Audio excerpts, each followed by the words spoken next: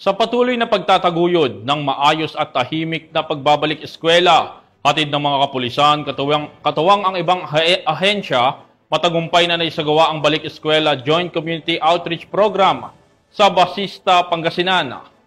Sa pamamagitan ng aktibong pakikibahagi sa mga makabuluhang programa tulad ng Balik Eskwela, na ipapakita ng mga pulis ang kanilang malasakit at dedikasyon, hindi lamang sa seguridad, kundi sa kabuuang kapakanan ng komunidad, lalo na ng mga kabataan. Yan ang balitang hatid ni Police Staff Sergeant John Del Supremo. Sa layuning may paramdam ang suporta sa mga batang mag-aaral ngayong pagbubukas ng klase, matagumpay na isinagawa ng mga kapulisan kasama ang TGPCRECIG, ang Balik Eskwela Joint Community Outreach Program sa Patakbo Elementary School sa bayan ng Basista, Pangasinan, nito lamang Hunyo 18, 2025.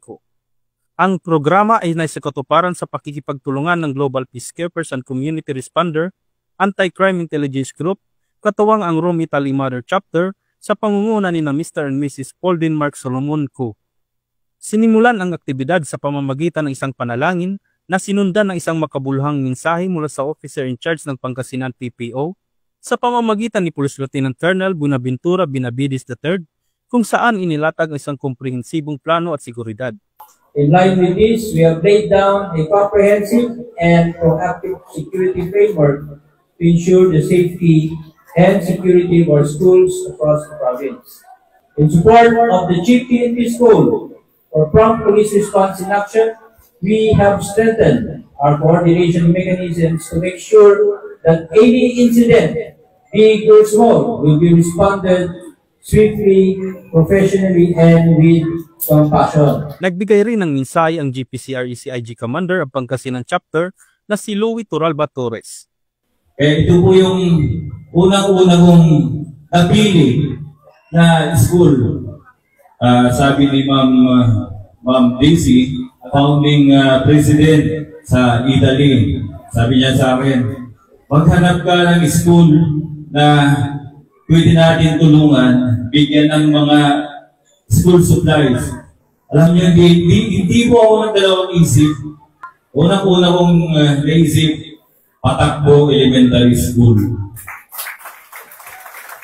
Matapos ang mga mensahe, isinagawa ang presentation of certificates bilang pagkilala sa mga katuwang sa programa. Sinundan ito ng pamamahagi ng mga school supplies, food packs at libreng gupit sa mga estudyante.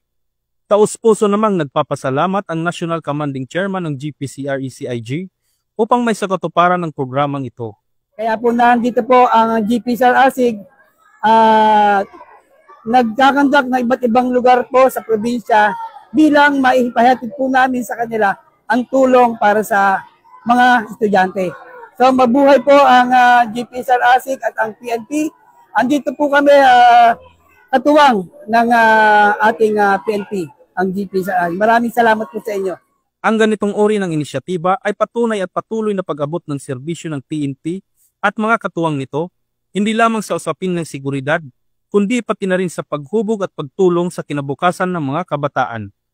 Mula dito sa Ilocos Region, ako ang inyong PNN correspondent, Police Staff Sergeant John Del Supremo, alagad ng batas, tagataguyod ng balitang pulis.